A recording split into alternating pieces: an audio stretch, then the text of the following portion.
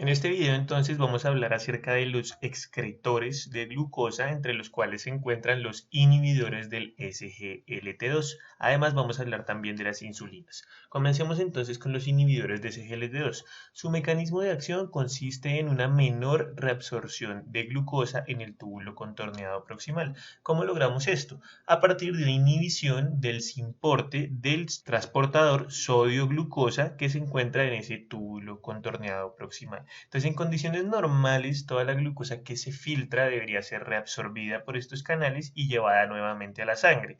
No obstante, en un paciente que tiene diabetes, que tiene hiperglicemia, esto nos va a servir como un objetivo terapéutico, ya que si nosotros inhibimos la reabsorción de glucosa en este túbulo contorneado proximal, la glucosa va a seguir su camino a través de la orina y va a ser excretada. De esta forma podríamos disminuir los niveles de glucosa en sangre. Entre estos medicamentos se encuentra la empaglifosina, la dapaglifosina y la canaglifosina, todos aquellos que terminen en glifosina.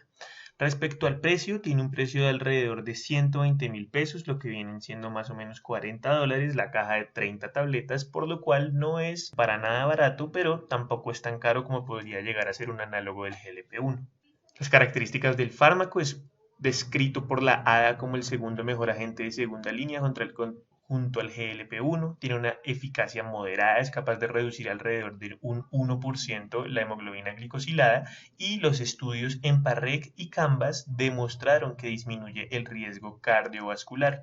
El estudio EMPA-REG con la empaglifosina y el estudio CANVAS con la canaglifosina. Se han asociado con un beneficio para la pérdida de peso y con un bajo riesgo de hipoglicemia. Algo que adicionalmente vale la pena añadir es que estos medicamentos son especialmente útiles en pacientes con enfermedad renal crónica, ya que de acuerdo a su mecanismo, así como nosotros estamos inhibiendo la reabsorción de glucosa, también inhibimos la reabsorción de sodio.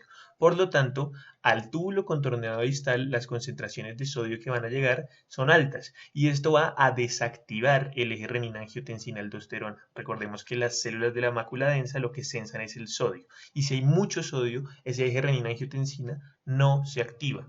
Entonces, si ese eje no se activa, no vamos a reabsorber ni sodio ni agua y si no reabsorbemos ni sodio ni agua, disminuye el volumen arterial efectivo y eso nos va a beneficiar en términos de que en pacientes hipertensos no vamos a tener la afectación que suele ocurrir en el riñón.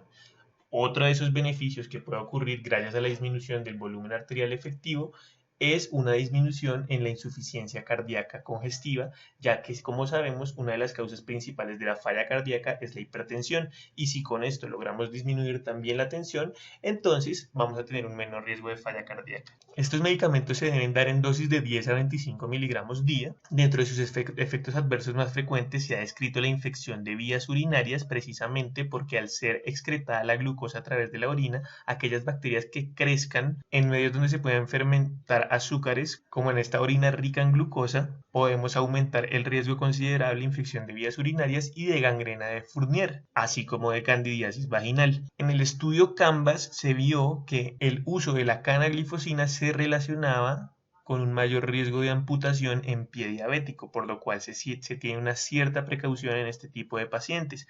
También se ha descrito la cetoacidosis euglicémica, esto ya lo estudiaremos más a profundidad cuando veamos las complicaciones de la diabetes, y cáncer de vejiga, que ha sido otra de las patologías que se ha asociado con el uso de estos medicamentos, sin embargo, en proporciones pequeñas. Y en cuanto a las contraindicaciones, que no debe ser usado a tasas de filtración glomerular menor a 30. Aquí podemos ver esos estudios, el EMPA-REG, el CANVAS, donde ambos nos sugieren los perfiles de pacientes más apropiados para su uso. Como podemos ver, son pacientes mayores de 65 años, en el caso de la empaglifosina que no sean obesos, que tengan unas tasas de filtración glomerular entre 60 y 90 mililitros minuto, albuminuria mayor a 300, enfermedad cardiovascular activa y glicosilada menor a 8.5%, que más o menos este es el perfil contrario a lo que nos planteaba el estudio líder, el del liraglutide. Entonces esto nos abre un poco también las posibilidades terapéuticas para ver en quién se beneficia más cada medicamento. Y respecto al CANVAS, también se usan mayores de 65 años, obesos, que estén aún más afectados en cuanto a su enfermedad renal crónica,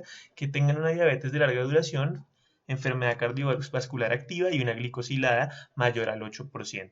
Es algo semejante al del EMPA-REC, pero tiene sus propias características, para tenerlo en cuenta. El año pasado, 2019, termina el estudio CREENS, donde se evidencia que el uso de los inhibidores del SGLT2, específicamente la canaglifosina, disminuye los desenlaces fatales en enfermedad renal crónica.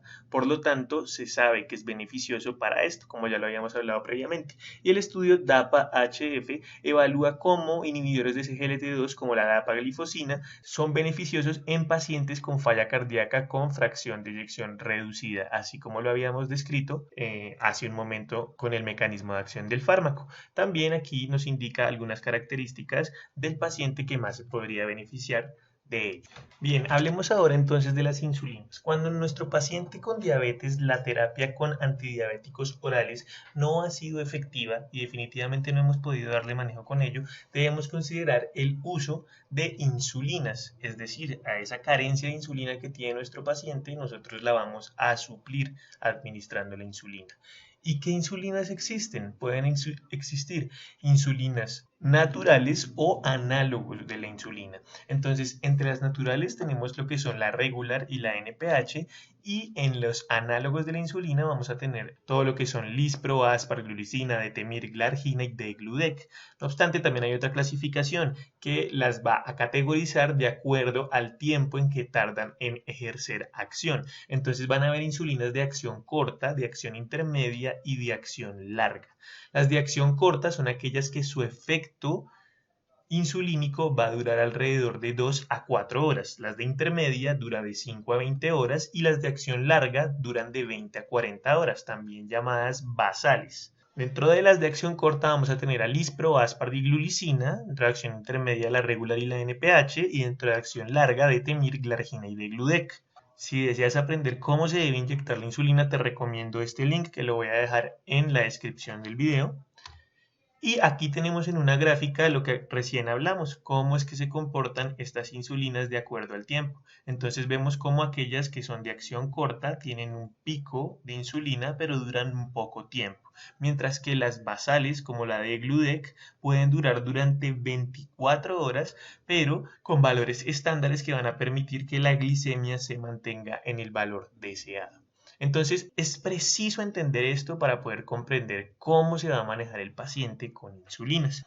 Entonces, ahora que ya hemos visto cómo es que funcionan todos estos antidiabéticos orales y las insulinas y reunimos todas sus características, podemos obtener esta tabla donde nos permite evaluar cuál es el medicamento que más se adecua al paciente que tenemos y que más va a beneficiarlo en su terapia para la diabetes tipo 2. Entonces, te sugiero que te detengas aquí en el video y te fijes en términos de estas variables que vemos acá de efectividad, disminución del riesgo cardiovascular, disminución de enfermedad renal crónica, bajo riesgo de hipoglicemia, costos y efectos adversos, cuál es el medicamento que más se ajustaría al perfil del paciente que uno imagine. Si es un paciente obeso, si es un paciente con falla cardíaca, si es un paciente con riesgo de enfermedad aterosclerótica, de enfermedad renal crónica, o si es un paciente que tiene bajos recursos y a lo mejor necesita alguna terapia que no sea tan cara. Entonces, mediante este cuadro podemos llevar un abordaje ideal de esos pacientes. Ya habiendo entendido esto, podremos pasar al siguiente video en el cual vamos a hablar de cuál es el abordaje terapéutico que le vamos a dar al paciente con diabetes tipo 2.